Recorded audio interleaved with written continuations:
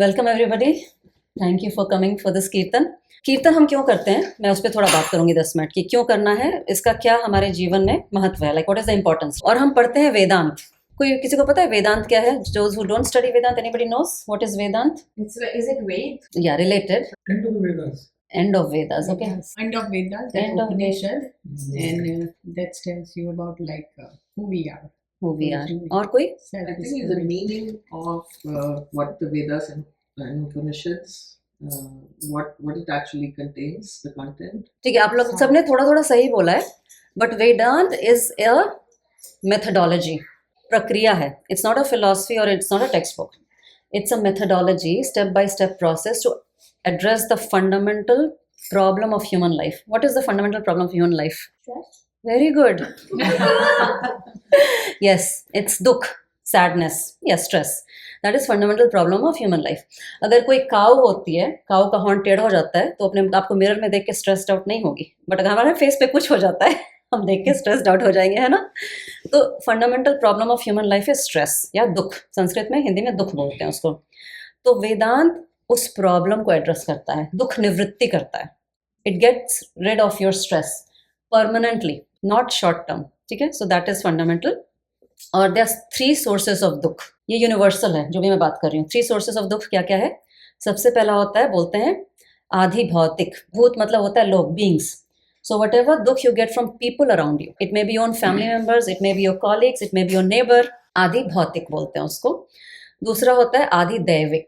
दैविक मतलब natural calamities, जैसे फ्लड आ गया, अर्थक्वेक आ गया, फायर हो गया कहीं पे, तो उसको बोलते हैं आदि दैविक। तीसरा होता है आध्यात्मिक, अपने आप से दुख, अंदर से, feeling dissatisfied, with life, you have everything but you still feel dissatisfied. If you're on a spiritual journey, you feel that progression नहीं हो रहा है, you're stuck somewhere. क्यों मैं इतना कर रही हूँ फिर भी मुझे स्ट्रेस हो रहा है, things like that. So आध्यात्मिक स्ट्रेस। तो इसीलिए हम जब कोई भी शांति पाठ करते हैं, मंत्र, शांति मंत्र बोलते हैं, तो हम 3 बार शांति बोलते हैं, शांति शांति शांति। Because of this reason, because they are 3 sources of sadness. दुख का 3 सोर्स होता है। तो वेदांत, जैसे मैंने बोला, प्रक्रिया है। प्रक्रिया मतलब स्टेप बाय स्टेप प्रोसेस है to know who are you and why are you having this stress, and gradually systematically remove that stress permanently from you. So when you know your true nature, you get rid of the stress, वो चला जाता है। साधना, उसके लिए वेदांत में साधना की प्रक्रिया दी गई है अलग अलग। जैसे हम अभी तत्वबोध पढ़ रहे हैं, उसमें नेति नेति की साधना है, like you not this, you not that. जैसे हम स्थूल शरीर समझ रहे हैं, सूक्ष्म शरीर समझ रहे हैं, वो सब पढ़ाई में आता है। तो साधना के 5 अंग हैं। पहला है उपासना। उपासना का ब्रेक करें तो उप प्लस आसन, पास बैठ के कुछ करना भगवान के, या अपने आप से कुछ करना है। तो उसमें पूजा पाठ, मंत्र जाप, कीर्तन, भजन, यज्ञ, मेडिटेशन, ये सारा उपासना में आता है, ठीक है। उपासना का पार्ट है। सेकंड आता है कर्मयोग। तो भगवत गीता में 5 चैप्टर में, फर्स्ट 5 चैप्टर्स में कर्मयोग के बारे में डिस्क्राइब किया हुआ है। कर्मयोग is not something you do, कर्मयोग इज अ एटीट्यूड। कर्मयोग is a shift of mind, is a shift of attitude. उसमें 2 प्रधान है, हम डिटेल में पढ़ेंगे जब भगवत गीता पढ़ेंगे, बट बेसिकली 2 प्रिंसिपल्स होते हैं कर्मयोग के, प्रसाद बुद्धि और समर्पण बुद्धि। वो बुद्धि का फेर है। कर्मयोग इज चेंज ऑफ बुद्धि, आपका बुद्धि चेंज करता है वो। कर्मयोग की प्रैक्टिस, वो भी पार्ट ऑफ साधना है। समर्पण मतलब जो भी आप काम कर रहे हो, whether you're a mother, you're a doctor, you're a teacher, you're employ, you doing whatever work is given to you with full dedication, समर्पण। सेकेंड, प्रसाद बुद्धि, you done your job as a mother fully, but tomorrow your child comes and bashes on you, you are not a good mother, है ना, या your boss comes and bashes on you, you take it as a प्रसाद। जैसे हम मंदिर में जाते हैं, आपको किशमिश पसंद है बट आपको काजू मिल गया, आप ले लेते हैं ना और खा लेते हैं ना, उसको रिजेक्ट नहीं करते ना। उसी तरह प्रसाद बुद्धि में ये होता है कि whatever life throws on you, you take it as a prasad, but that doesn't mean you suffer abuse. उसका ये मतलब नहीं होता बिल्कुल भी। Accept but take action. Accept you have a nasty person in your life or a nasty boss in your life, but you can change things, right? तो उसको बोलते हैं कर्म करना। समर्पण बुद्धि रखना, प्रसाद बुद्धि रखना, बट अपना पुरुषार्थ कम नहीं करना। Like the action that you have to take, you have to take, you have to make your life better. That is also your dharma, to make your life better. Accept करके विक्टिम माइंडसेट नहीं रखना है। People get victim mindset ना, हाय मैं बेचारा बेचारी, मैं ऐसे सिचुएशन में फंस गई, I can not find a new job, my family is like that. तो वो बोलता है विक्टिम माइंडसेट नहीं होना चाहिए, नेवर। नेक्स्ट होता है साधना का तीसरा चरण जो है श्रवण। श्रवण मतलब सुनना। किसका सुनना? श्रुतियों का। श्रुति मतलब वेद। तो वेद का जो श्रवण करते हैं हम, स्पेसिफिक जो वेदांत पढ़ाई करते हैं, इट्स नॉट वेदों का अंत, it's the final message of the Vedas, is the final teachings of the Veda is called Vedanta. और वो जरूरी नहीं कि वेद के अंत में आएगा, वो बीच बीच में भी हो सकता है, बट उससे बुक्स निकाले हुए हैं जिनको हम बोलते हैं उपनिषद। उपनिषद का भी वही मतलब है, पास आके बैठो, I talk to you, like it was always a dialogue between a guru and a shishya. That's how Upanishads were written, and those dialogues which talk about atmagyan is called Upanishad. पूरे 4 वेद जो हैं, सबको पता है 4 वेद हैं हमारे, उनको डिवाइड किया गया है 2 खंड में, कर्म कांड और ज्ञान कांड। उपनिषद को ज्ञान कांड बोलते हैं। कर्म कांड मतलब अपने उपासना, रिचुअल, हवन, कीर्तन, ये सब कर्म कांड में आते हैं, मंत्र जाप, which is 75% of Vedas is कर्म कांड। ज्ञान कांड is only 25%. Why? Because not everybody can study ज्ञान कांड. You need those rituals to make your mind flexible. तो आज जो हम कीर्तन कर रहे हैं, basically it's a meditation technique. उपासना किया, कर्मयोग किया, श्रवण किया, फिर चौथा होता है मनन। मनन मतलब जो आपने सुना है ना, उसको सिंपल सुनना नहीं है। मनन मतलब होता है asking questions, creating doubts, teacher से क्वेश्चन आंसर करना है, उसको बोलते हैं मनन। और 5वां होता है निधिध्यासन। Nididhyasana is the stage where you contemplative meditation, not simple meditation, contemplative on what you have studied. जैसे आपने कुछ एक भगवद गीता का श्लोक पढ़ लिया, उस पर आप दिन भर सोचते रहो या बैठ के सोचते रहो, that is called nididhyasana. Like you have to really seep it inside you. तो shravana is not just only listening, it's reflective listening. What is reflective listening? You absorb it, then you create doubts. Then मननम में मन का मंथन होता है, like you ask questions, and then निधिध्यासन में then once you get that final thing कि हाँ यही है, अभी मुझे उस पर meditate करना है। क्या question है? What does fear Fear fit into like one of these? Fear जो है ना, it's because of वो विकार में आता है। विकार मतलब माइंड एक पर्टिकुलर स्टेट में रहना चाहिए, लेकिन it's not in that particular state. Mind का नॉर्मल स्टेट कामनेस है, षड विकार बोलते हैं उसको, या षड रिपु बोलते हैं। तो fear is always because of some desire, like you want to protect your child but your child is running, then you have a fear that the child will fall down. तो because of the desire the fear is generated always. और अगर desire fulfil नहीं होता है, it leads to anger always. तो fear और desire और anger related है। मदर का अगर फुलफिल नहीं हुआ, बच्चा पर्टिकुलर तरह से बिहेव नहीं कर रहा है, तो गुस्सा आ जाएगा। क्विकली रिकैप करते हैं, अटेंशन। मैं बात करी थी why is kirtan important and how is it a part of our sadhana. तो मैं बोल रही थी कि साधना के 5 अंग होते हैं, जो हमारी स्पिरिचुअल प्रैक्टिसेस होती हैं ना, उसमें 5 अंग होते हैं। उसमें पहला उपासना ही होता है, विच इज लाइक पूजा पाठ, हवन, जप, कीर्तन, ये सब, भजन करना, यज्ञ करना, पहला वो होता है। And 90% of people stop here, they don't do anything more than that. उनको लगता है कि थोड़ा बहुत पूजा कर लिया सुबह में, we are done, right, done for the day, like we are good, like pious people. लेकिन उसके बाद सेकंड होता है कर्मयोग। कर्मयोग हम भगवत गीता में पढ़ेंगे, उसका 2 मेन प्रिंसिपल्स मैंने डिस्कस किया, समर्पण भाव और प्रसाद भाव। समर्पण मतलब जो भी काम कर रहे हैं, do with 100% dedication, half mind से नहीं करना है, हाफ हार्ट से नहीं करना है, as though that point of time that job is the only thing in the world that you have to do. Almost ऐसा डेडिकेशन होना चाहिए, whether you are taking care of your child, whether you are an employee, जो भी कर रहे हो, community service कर रहे हो, कुछ भी कर रहे हो। जैसे आप यहाँ पे हैं तो 100% यहाँ रहना है। दुनिया नहीं एग्जिस्ट करती अभी, है ना। This is the moment, because present is the only moment you live your life.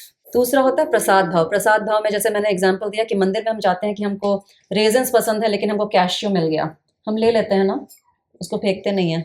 बच्चों को भी यही सिखाते हैं, जो मिला है प्रसाद ग्रहण कर लो, है ना।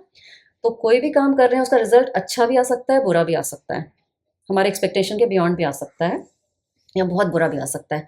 लेकिन we accept that result and move on in life, rather than getting stuck and thinking of circle of thoughts, वही चलता रहे, क्यों हुआ मेरे साथ ऐसा, क्यों हुआ, मैंने इतना अच्छा किया फिर भी मुझे ऐसा मिला, वो कभी नहीं सोचना है। तो ये कर्म योग का पार्ट होता है। बट प्रसाद भाव में एक बहुत इंपॉर्टेंट पॉइंट है जो लोग मिस कर जाते हैं, कि जो भी रिजल्ट मिला उसको एक्सेप्ट करो। अगर बुरा रिजल्ट मिला, then don't stop there, take action. ऐसा नहीं कि कोई आपको अब्यूजिव बॉस मिल गया या अब्यूजिव पार्टनर मिल गया, कुछ ऐसा, तो आप ये सोच लो कि हाय मेरा लाइफ बर्बाद हो गया। नहीं, यू टेक एक्शन। तो इसीलिए भगवद गीता में अर्जुन को बोला गया ना, उत्तिष्ठ, युद्ध करो उठ के। उसको बोला तो नहीं गया कि हाथ पे हाथ धर के बैठे रहो। ओके, सो कर्मयोग is not passivity, It's the understanding that I have this situation or this person in my life, but what next? ना, how should I deal with it? तो वो कर्मयोग आपको सिखाता है. तीसरा होता है साधना का अंग श्रवण. श्रवण हमने बोला वेदों का श्रुति करना मतलब सुनना. Not just any listening, reflective listening. So that it creates questions in your mind, it creates doubts in your mind.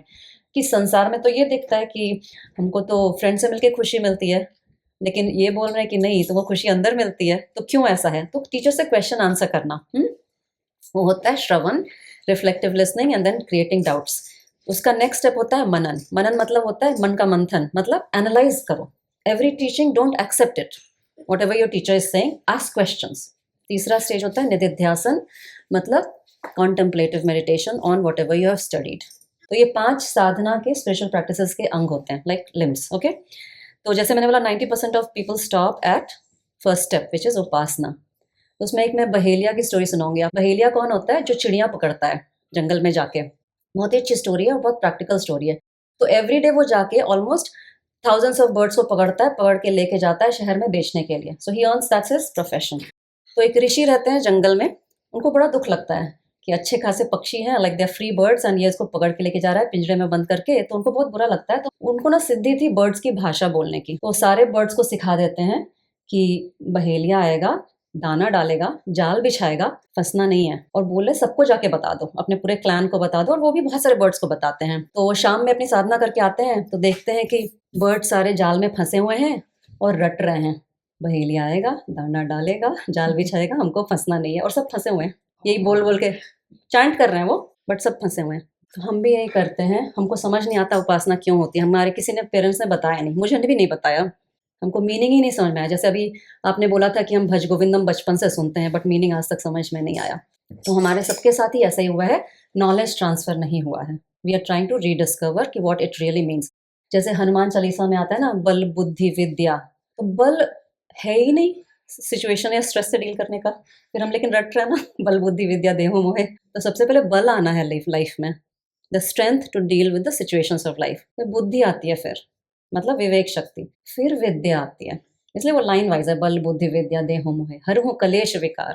समझ में आया? इसलिए मीनिंग समझना इतना इंपॉर्टेंट है सबका. वेदों का सार क्या है 3 शब्द में? जो वेदांत का सार है, द समरी, तत्त्वम असि, you are that. You are what? वो ही समझाता है हमको योर ट्रू नेचर. हमको जब वो समझ में आएगा ना तो हम सारे स्ट्रेस से निकल जाएंगे. तो जैसे मैंने बोला, Vedanta is not a philosophy, it's not a book, it's a step by step process to know your true nature, yourself, what you are. जैसे हम रोल्स में फंसे रहते हैं ना कि हम पेरेंट हैं या चाइल्ड हैं या रिलेशनशिप में हैं, लेकिन वेदांत बताता है this is not your true nature, those are the roles that your body is playing. And ये आपको उसके बियॉन्ड लेके जाता है. तो कीर्तन का इसमें सबसे इंपॉर्टेंट होता है. कीर्तन is a form of meditation. आप एक भाव से कीर्तन करेंगे, उसका इफेक्ट ज्यादा आएगा. तो इसमें 4 भगवद गीता में 4 टाइप के भक्त डिस्क्राइब किए हुए हैं. एक होता है आर्त. आर्त मतलब होता है जैसे कोई दुख है आपके अंदर जीवन में, तो भगवान मुझे बचा लो, यू नो, आर्त भाव से कीर्तन हो सकता है. जैसे यूरियली मैं बोलूँगी संकल्प करके कीर्तन करिए. आप कि कोई प्रॉब्लम है लाइफ में, वो सॉल्व करना है, वैसा करिए. दूसरा होता है अर्थार्थी. अर्थार्थी मतलब होता है किसी अर्थ के लिए पूजा करते हैं. मतलब मुझे जॉब चाहिए, अच्छा ये चाहिए, लाइफ चाहिए, या जो भी है, धन चाहिए, उसको बोलते हैं, उस टाइप के भक्त को अर्थार्थी. किसी अर्थ के लिए भजन कीर्तन करते हैं. तीसरा होता है जिज्ञासु. जिज्ञासु मतलब one who wants to know भगवान और योरसेल्फ. जिज्ञासु भाव सभी लोग करते हैं. देखते हैं क्या होता है कीर्तन करके. जैसे आप लोग आए होंगे, देखते हैं क्या होता है. Let's try, you know. किसी के पार्टनर ने बोला, हस्बैंड वाइफ ने बोला चलो मेरे साथ देखते हैं क्या होता है. जिज्ञासु भी होते हैं. जिज्ञासु लेकिन भगवद गीता में जो डिस्क्राइब किया है वो तत्व को जानने के लिए जिज्ञासु, मतलब वो curiosity to know yourself is called actually जिज्ञासु.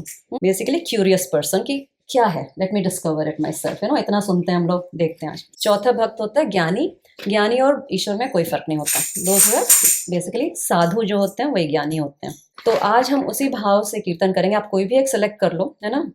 आर्त, अर्थार्थी, ज्ञानी या जिज्ञासु. ज्ञानी तो हम नहीं है, उतना हमको पता है. ये तीनों में से कोई भी सेलेक्ट कर लो. तो हम स्टार्ट करेंगे. पहले 20 मिनट्स मैं लीड करूंगी. तो हम स्टार्ट करेंगे हनुमान चालीसा से, फिर श्री राम जय जय राम होगा, फिर उसके बाद राधा का होगा, फिर उसके बाद कृष्ण का होगा. That will take around 20 minutes. उसके बाद 10 मिनट्स रश्मिका हैज प्रिपेयर्ड नाम रामायण. नाम रामायण क्या है? नाम रामायण तुलसी दास कृत है. वो हर लाइन में राम कलम 8 श्लोक में खत्म होता है और उसमें सभी एक एक सेंटेंस में जो भी इंसिडेंट हुए हैं step by step from starting to end उसका शॉर्ट में डिस्क्रिप्शन है. उसके बाद some people have prepared bhajans, right? किसने प्रिपेयर किया या impromptu भी हो सकता है. If you want to sing something 2-3 minutes person and the goal is to finish by 7:30. So let's begin. मैं कीर्तन नहीं रिकॉर्ड कर रही हूँ. कार्तिक राम शेषराज